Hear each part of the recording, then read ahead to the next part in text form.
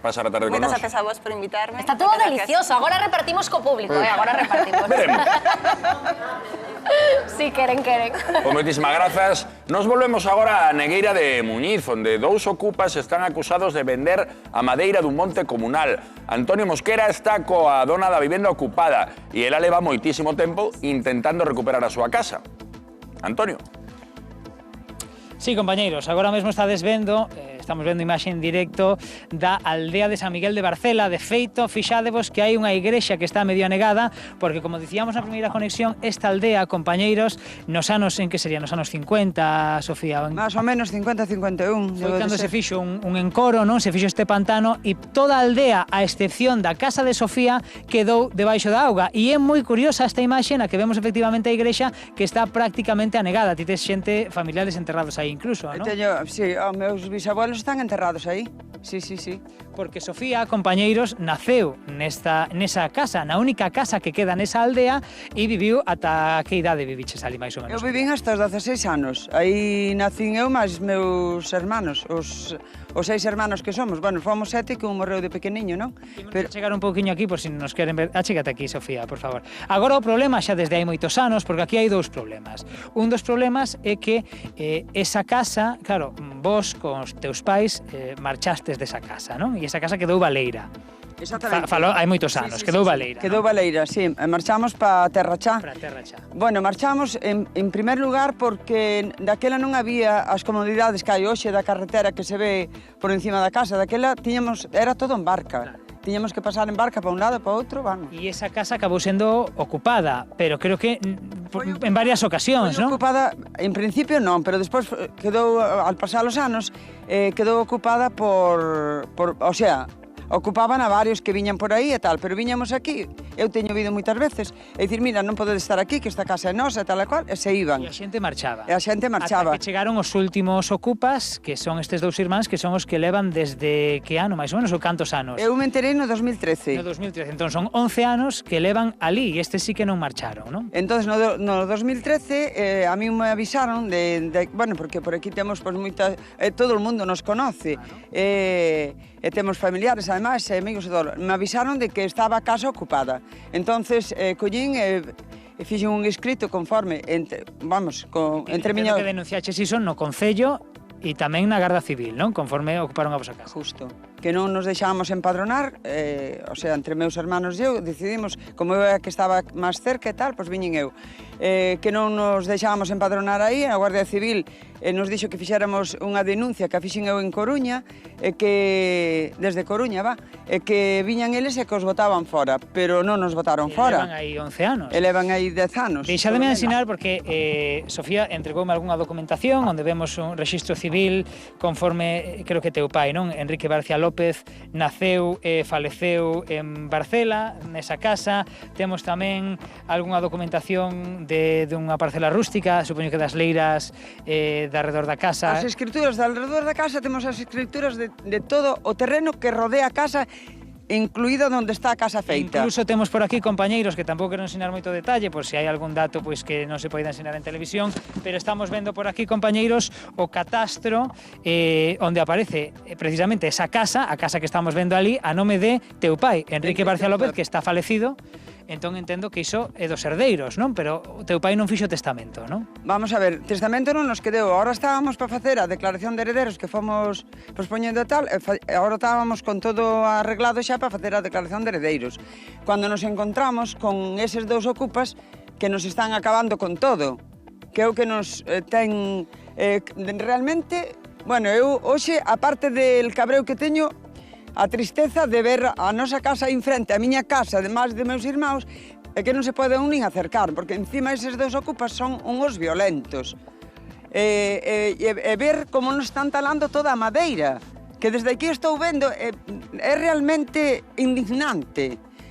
Que como poderon esos ocupas poder facer de vender a madeira que é nosa. E a mí me gustaría muchísimo que el que está talando a madeira, el señor José Sainz de Cantabria, que pensara neso, que lles está roubando a madeira aos propietarios, que somos nós, que non son eses dous ocupas que están aí abaixo. Que os boten fora dunha vez da nosa casa. Que que nosa, ídevos, dunha vez, que estamos todos super cabreados de veros aí. Que sodes mala xente, xa sabedes que son mala xente. Eu estou, de verdade, hoxe estou realmente Eu agradezoche que sacaches ese enfadada. punto honor para contarnos todo isto. Hoxe pola mañá falamos... Non te disculpes, por favor, que Bueno, estamos para intentar ver é as que cousas non- con máis claridade. Hoxe, que tes os auriculares colocados, porque hoxe pola mañá falamos co alcalde, porque sobre todo aquí é o tema de que estas dúas persoas conseguiron empadroarse nesta casa, a pesar de que vos tendes os documentos de titularidade. Compañeiros, non sei se podemos escoitar o que dixo o alcalde, creo que vas a escoitar. Imos escoitar o que nos dixo o alcalde esta mañá. Estes dous homes actualmente están empadroados no Sí, Concello. actualmente sí. Presentaron algún tipo de documentación, Pidieron el empadronamiento. sin ningún documento.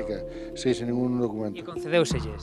No, porque teníamos una orden verbal de un propietario que nos prohibía empadronar a alguien allí. E conseguiron o padrón, a pesar de que os propietarios pedirá o Concello de que non se podían empadroar. Sí, porque ellos efectivamente viven allí. El concello mira quién vive y les da autorización o alquiler o lo que sea. Esa casa non é súa. Ya no, pero llevan un montón de años ahí. ¿Por qué no nos han echado antes? Los propietarios en ningún momento iniciaron los trámites de desahucio. Yo he conocido una pareja, luego otro chaval y luego estos. Houve varios ocupas nesa casa, non foron os primeiros. No, para nada. Son conflictivos, viviron estes 12 anos, 11 anos de maneira pacífica. No, esos hermanos llevan un tiempo teniendo problemas en la zona. Al principio entraron bien en la esta, pero luego empezaron a cerrarse puertas ellos mismos y Diría que son conflictivos, violentos. también, bueno, en cierto punto sí.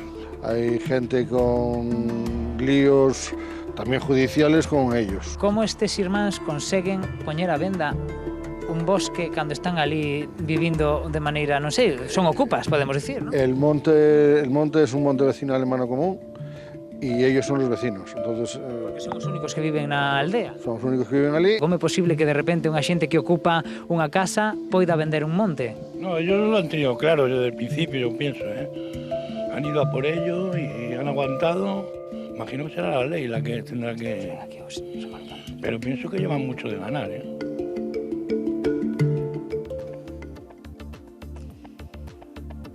Compañeiros, escoitábamos o alcalde e tamén as palabras dun veciño. Houve varias cousas, non? Como, por exemplo, que efectivamente estas dúas persoas que están na casa de Sofía conseguiron empadroarse aí. O que dixo o alcalde é que de vez en cando, cada certo tempo, o Concello vai chequear quen vive nesa casa. E durante 11 anos viron que vivía esta xente. Polo tanto, conseguiron empadroarse a pesar de que non presentaron ningún documento. Según... Que iban a presentar, se segundo non nos dixo teñen alcalde, nada. Non poden presentar que non teñen nada, que van a ter? Tamén dicían que encontraran unhas escrituras que os facían eles... Todo mentira, todo mentira. Despois está o tema da tala do monte, que, como dicía o alcalde, é un monte mancomunal que lle pertence aos veciños, pero como os veciños desta aldea é só unha casa, pois os que están na casa poden facer o que queiran. Polo tanto, di que o alcalde que eles poden vender esa madeira se son os que viven ali. Dicir, isto é claro, é o que lle imos preguntar tamén a Luis Pena para ver se realmente poden facer iso, porque aínda que digamos que o monte sexa dos veciños, hai un só veciño. O alcalde non pode dicir que les poden vender eso. Como vai dicir eso o alcalde? Se sabe que somos nosos donos. Eso O que si recoñeceu o alcalde foi que vos non destes permiso para que se empadroase. Exactamente. Non demos permiso e máis, o denunciamos, que non queríamos que se empadronaran aí, que era a nosa casa. E a última cousa que conseguimos falar ao longo da mañá con eles, con estes dúas persoas que están nesta casa, e o único que me autorizaron a dicir foi que tanto a versión do alcalde como a vosa como dos propietarios non é certa. Que eles teñen outra versión, pero que a dirán no seu momento. Que van a dicir eles que a deles é verdadeira, claro. Como vai dicir, eso dices os ocupas. O único que nos dixeron eles foi que a vosa versión e a do alcalde non é a verdadeira. No, é a deles, que son ocupas, precisamente. De verdad, é unha vergonza. É unha vergonza que siquiera deixarlles, nin darlles voz a esa O que xente. sí que está claro é que aquí Sofía trae documentación, a documentación está clara, que, bueno, que o propietario desa casa é seu pai. Creo que está por ali escoitándonos en plató o noso abogado, Luis Pena. Que podemos dicirlle a Sofía ante todo este tema que é moi complicado, porque está por un lado o tema da ocupación e por outro o tema do monte? A ver, falamos de ocupación e sempre falamos, pese a que Sofía ten carácter, e entendo que en estes casos sempre hai un sentimento que pode ser de unha certa repulsa ou de unha certa ansiedade por a situación. O que temos que pensar é que, vou a ser galego, donde están papeles calan as palabras. Entonces, o primeiro que necesitamos para poder demostrar que unha persoa é propietaria é unha escritura. Esa escritura, se non está, haberá que conseguila, que non é tan complicado. Haberá que acudir a un notario, demostrar, tal e como se fai en este caso, de que existe unha titularidade previa e poñer esa documentación a nome de eles. Por qué? Pois porque si, según o alcalde, levan 11 anos vivindo ali, o mellor teñen algún dereito. E non descartemos que poidan ter algún dereito. Entonces, o primeiro que ten que facer Sofía e os seus irmáns é poñerse mans á obra para identificar e facer esa escritura que necesitan facer, e o segundo, tomar as accións oportunas si isto é así. Porque, lóxicamente, nós, sin ver documentación, xa sabemos que Antón estuvo vendo parte desa documentación, pero sin poder comprobar que esa documentación exactamente se corresponde con esta propiedade e que non foi transmitida a outra persoa, tampouco podemos dar outra opinión.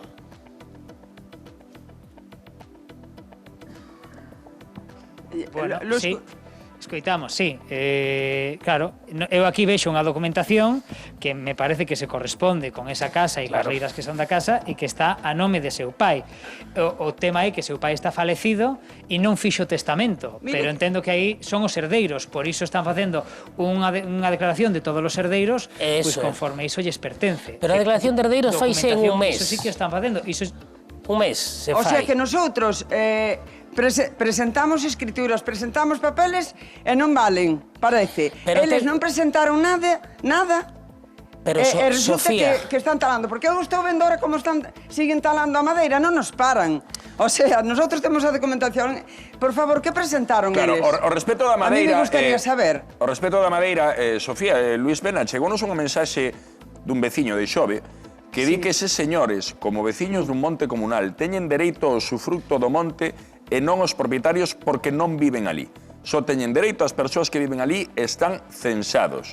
Eu vivo a mesma situación, eu son copropietario dun monte comunal e non teño dereito ao que reparten todos os anos. O sea, que ten dereito o que viva ali e Bueno, está é o censado. que di Manuel de Xove, que nos escribe. Ben, a situación do monte comunal é distinta, pero a situación do monte comunal significa que hai que demostrar que é monte comunal o que están e que non forma parte da propiedade da vivenda, que é o que estamos falando en este caso. Entonces, o primeiro que hai que demostrar é a quen lle corresponde esta madeira, e esa madeira, en principio, non queda claro. Polo que acaba de decir Juan, poderían ter eles dereito a pinchar a madeira. compañeiros. Eu teño Compañeiros, sí. A ver, o que sí que sabemos que este monte é comunal. É un monte mancomunal. É mancomunal, sí É que é, mancomunal. exactamente. Perténcelle aos veciños. Pero hai O que vivir pasa aí para aquí ter dereito non á hai veciños. madeira, eso. É unha aldea que está despoboada, coa excepción destes dous homes que viven nesta casa ocupada. Entón, eles son os veciños, pero viven nunha casa ocupada. O monte é mancomunal. Claro, Poden talar ese monte. Estamos vendo precisamente agora mesmo nese sinal tamén como siguen talando ese Aí o monte. vemos, como siguen talando os... Cheganos outra mensaxe. Unha mensaxe de De César. feito, compañeiros, si podo decir, Sí, dinos, Antonio. Sí, só un momentiño, Juan, que houbo, creo polo que nos dixeron, houbo varias empresas de Galicia madeireiras que se negaron a talar este monte porque sabían que había un conflito atrás, ¿no? E entón parece ser que foi unha empresa cántabra a que finalmente, non sei se por descoñecemento, non sei se por algún outro motivo, a que se prestou a talar este monte. Pero bueno, polo que nos din, que é verdade que tampouco falamos con todas as madeireiras de Galicia, pero polo que nos din, houbo varias madeireiras que supostamente se negaron a facer este traballo porque sabían que detrás había, pois como se di coloquialmente, gato encerrado, non? Non sei que ibas dicir, Juan, disculpa. Pois que nos chega unha mensaxe dunha persoa que se chama César e ven ao respecto da Madeira, precisamente.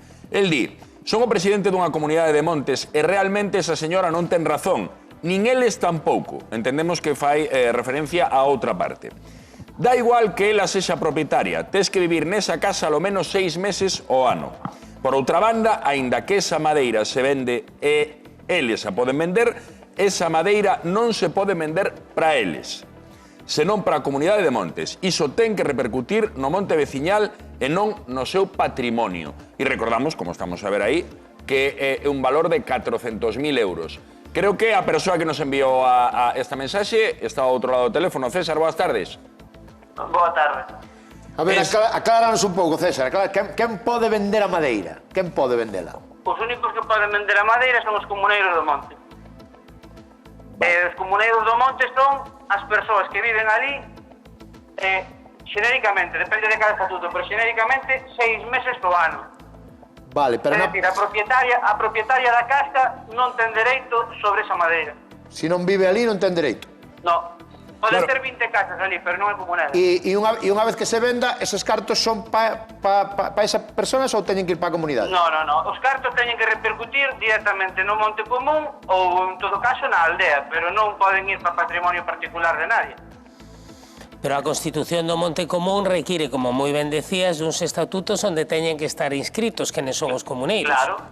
Sí, efectivamente, pero entonces aí hai que preguntarlle á Xunta por que non está facendo o seu traballo. Claro, pero eu pregúntome unha cousa. Vale, tes que vivir alo menos 6 meses o ano, pero da igual que sexas un inquilino, un propietario ou un ocupa. Evidentemente eu entendo que un ocupa no, pero que eu non teño por que... O sea, si solo hai unha persoa ali, alguén ten que vigilar eso, o que ten que vigilar eso é a Xunta de Galicia, que ten que vigilar que funcione a comunidade de montes. A comunidade de montes. Pero entendo que quen ten que facer a vixianza realmente é a comunidade de montes, que en todos os montes en Mancomún é a que se encarga de verificar que o uso que se dá é o correcto e que a madeira que se vende é a correcta e que, como moi ben dís, repercute no monte común. Pero ten que ser a comunidade, non sei se claro, está... pero que resulta que se a comunidade de montes solo hai unha casa e esa casa é o único comuneiro dese monte, a administración ten que vixiar que esa comunidade está en lei, que fai asambleas, que ten os estatutos autorizados... E a ti non che chama a atención tamén que houbera varias madeireiras galegas que non quixeran pinchar a madeira? Pois non sei, se digo a verdade, non teño ni idea. Porque entendo que a empresa que vai a facelo necesita todos os papeles, non? De propiedade desa madeira. Claro, tens que solicitar permisos de corta e todo o demais, e todo que non concede a Xunta. Xa. Pois cheganos unha terceira mensaxe que vou ler e tampouco moi alentadora para Sofía. Sofía, estás escoitando todo? Sí, estou. Hola. Estou escoitando, sí. Non sei se queres contestarlle a algunha das persoas que interviu. Sí, escoitamos alto claro, Sofía, acabamos de recibir dúas mensaxes. Sí. Nesta segunda mensaxe, pois, acabamos de falar con César, que é presidente da Comunidade de Montes, que di que tampouco terías dereito ti a xestionar esa madeira. Non sei que lle tes que decir. Bueno, pero... Entón, quen tendría que xestionar? Os heredeiros non, entonces. O sea, por ser os dueños da casa non temos dereito. Segundo el, as persoas que viven... Teñen máis dereito eles? Si é monte comunal o réxime varía. Non é exactamente... Claro, porque o monte non é exactamente a casa. Eso é. É dos comuneiros, non? Quen ten que xestionar a madeira, pero eu non sei, compañeiros, se, claro, realmente, se ti non queres talar o monte, nin enriquecerte con iso. Eu que quero é recuperar a nosa casa, que se vayan eses dous, que non nos acaben co que é noso. Pero ti, se recuperas a casa, talaría o monte ou non? Deixarías o monte estar? Pois non o sei, somos seis hermanos, non sei o que decidiríamos facer co monte. Se é monte veciñal... Claro, o monte non é da casa. Claro, se non é da casa, o que ten que talar, pero xa quedou bastante claro. Sí, dixo César claramente, os comuneiros son os únicos que teñen dereito a... E os son os que teñen que recibir os cartos, porque... Pero eles o que son ocupas. Bueno, se son ocupas, entonces hai que iniciar o procedimento que existe... Ocupas da nosa casa que dicen, hai que vivir... Sigue César con nós, perdón. César sigue ao teléfono. César. No, César non está porque estamos pendentes de recibir unha chamada dun veciño de Negueira de Muñiz que nos acaba de enviar unha mensaxe. Non sei se temos comunicación con el xa. Aínda non, intentamos recuperar esa chamada. Pero adianto, Sofía, que este veciño que nos di é que di: eu creo que os xemelgos teñen dereito a tala porque son veciños que viven ali. E os antigos propietarios, cando deixaron o pantano, deixaron a casa abandonada. Por que veñen agora a reivindicalo? Non é que me caiga moi ben, pero a lei vai ampararlles. Entendo que isto fai referencia aos xemelgos. Pero a casa é distinta do monte. A casa sí pode ter unha propietaria, uns propietarios que poden reivindicala a través dos procedimentos oportunos. Non ten nada que ver, porque os propietarios, polo que acabamos de ver, da madeira e da vivenda son distintos. Aquí quedounos claro que para poder talar a madeira tens que ser... Comuneiro. Comuneiro. Ahora, son comuneiros estas persoas? Están apuntados na comunidade? Iso que non sabemos, porque ademais a venta, cando se trata de man común, ten que repercutir na propia comunidade. Claro, eu iso tampouco sabía, que non podes coller os cartos para ti, da venta da madeira. No. Senón que van para a comunidade. Si normalmente nas que están máis organizadas, que teñen máis actividade, o que fan son posas onde se decide que a posa máis alta leva a madeira e todo iso repercute sempre no monte man común. Pois, perdóame Luís, perdóame Sofía, pero a verdade é que estamos recibindo unha morea de mensaxes, chamadas tamén, imos falar con un veciño de Negueira de Muñiz. Boas tardes, Pepe. Buenas tardes. Contanos, que nos queres contar? Nada, bueno, que yo pienso que ellos llevan ahí años habitando la casa y el monte man común les da derecho a esa tala. Luego que tengan los permisos o no, eso será otra cosa. Y luego pienso que el dinero que se obtenga de la tala, un tanto por ciento va al monte, no todo. Ellos collerían algo de los cuartos. Eso. Claro, pero entón eu entendo, Pepe, por lo que estamos escoitando agora e que escoitamos antes a César e a Luís Pena, a todas estas voces, que a decisión de talar esas hectáreas tampouco corresponde, teñan dereito ou non, a unha persoa, a uns comuneiros, non? Se ao final vai repercutir... Claro, pero pensemos como funciona o procedimento de tala. Unha persoa quere facer unha tala, ten que comunicarse coa Xunta e poñerlle de manifesto que se vai a producir unha tala. Hai que explicarlle cales son as árbores que se van a cortar, onde están situadas e cal é o título de propiedade. Entonces, a Xunta en principio autoriza, porque non comproba, autoriza, pero si hai algo no que discrepo con este señor que está falando, e é que eles tendrán dereitos sempre cando sean reconocidos pola propia comunidade de Montes, teñen que estar reconocidos. Iso significa que, ainda que leven 20 anos vivindo aí, se non se están recoñecidos, non o poden facer hasta que se sean recoñecidos. No, ellos tienen el derecho al monte, de eso estoy seguro. Ainda que sean ocupas dunha casa que non é deles? Sí, que non sabemos aí. Porque son vecinos y botan humo por la chimenea, ¿qué es eso? Como esa figura, o da casa fumarada que comentábamos antes, pero da casa fumarada eu entendo que en estos casos non debe resultar de aplicación se non eres capaz de demostrar que ti tes esa relación co monte veciñal. Claro. Sofía, como estás? Estás escoitando moitas cousas, como estás ti agora? Mira, estou escoitando moitas cousas, estou alucinando, estou triste por todo o que está pasando. Non sabría explicar o que sinto neste momento, mirando para a miña casa, que dicen, están aí os comuneiros, teñen dereitos, faen fume. Teñen todo destrozado, que non é o mismo. Bueno, de verdad, é moi triste e é moi... non sei como dicilo, impotencia, é o que sinto, realmente é impotencia. De ver que a xente aún encima hai quen pensa que teñen máis dereitos eles que nós. O sea, eu que nacen aí, que nacemos todos, que veñan uns ocupas e en 2 días que se fagan, que teñan máis dereitos que temos nós, por favor. Sofía, levan 11 anos, levan 11 anos. Claro, que aquí o problema é que está que levan 11 anos vivindo aí. Mira, meus abuelos e meus tatarabuelos e todo levaban 100 e pico anos. E eu non levo agora anos porque non podo ir a ela, que non me deixan meterme nela. Pero marcharon e... Porque agora levo anos jubilada. Pero, Sofía, vos... podía, a lo mellor, disfrutar da miña casa, e non podo. Sofía, vos abandonastes a casa? No, nosotros non abandonamos a casa, nosotros tuvémonos que ir de aí, porque daquela non había... nin as carreteras que hai hoxe, non había, non tiñamos... volvieron nunca máis. Andábamos sempre en barca. Sí que volvemos, como que non volvemos? Volvemos moito tempo. E ainda viví un tío meu tamén aí, uns parentes meus. Tú vives cerca, Pepe, que vives cerca de ahí. Hombre, yo esa casa la he conocido, he estado dentro de esa casa un montón de veces. Mira, ¿y de qué casa eres de Negueira de Moñiz? Antes de esta ¿Y xente... de qué casa eres de Negueira de Moñiz?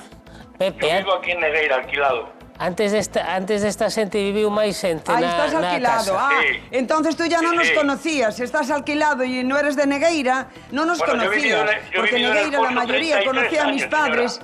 Pero, en todo Yo he caso, vivido ¿Y quién Sofía... eres del Foxo? ¿Eh? Oíste, A ver, porque no imos Foxo, intentar- de Restroveiros son primos.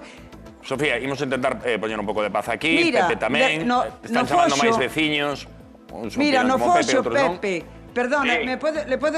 ¿le puede contestar a Pepe? Sí, sí. Pode responder ya Pepe? Sí. Pepe, tú eres do Foxo? No, soy madrileño. Pero me vine en el 91. Eres madrileño, xa mo parecía.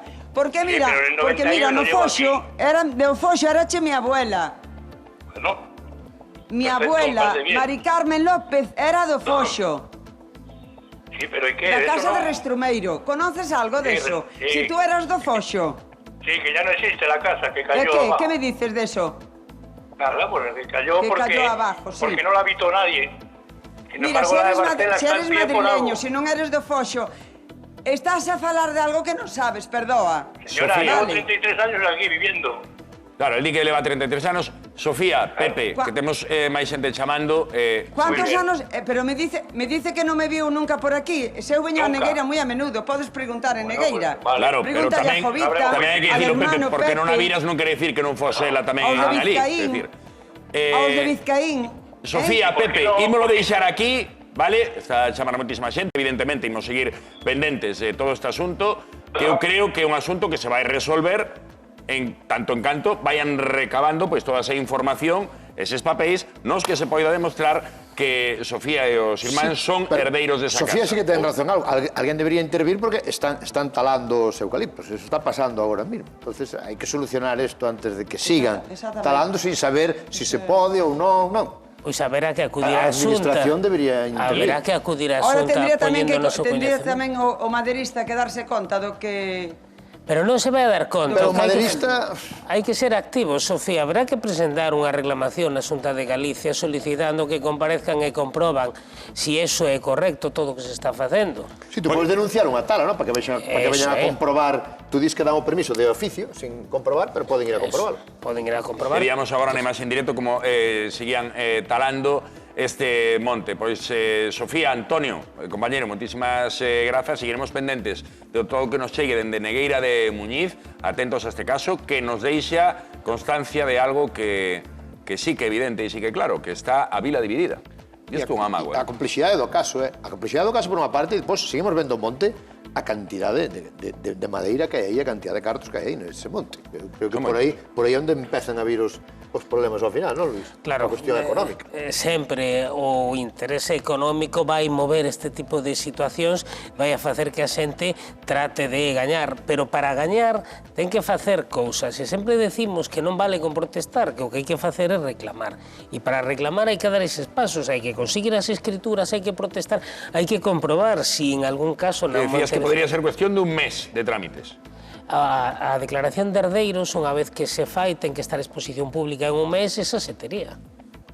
Ben, pois... Ela, Sofía, agora quedou un pouco, claro, tamén fastidiada, canto escoitou que, aunque foras propietaria, se non vives ali, que non ibas ter dereito a madeira. Pero estábamos falando de dúas cousas. Unha cousa é quen pode decidir que se fai a tala, e outra cousa de quen é a madeira. E falábamoslo casi creo que dende o principio. No momento en que existe un propietario que é o monte veciñal, o monte mancomún, é o monte o que ten que repercutir esa madeira. Por tanto, estos señores, si son madeireiros, veremos en función dos estatutos que poden levar, pero ata que sepamos quenes están metidos nese monte veciñal, é bastante complicado saber cal é o dereito que ten. Pois veremos, seguiremos atentos. Luis Pena, temos unha consulta que nos chega dende ben pretiño, unha consulta presencial.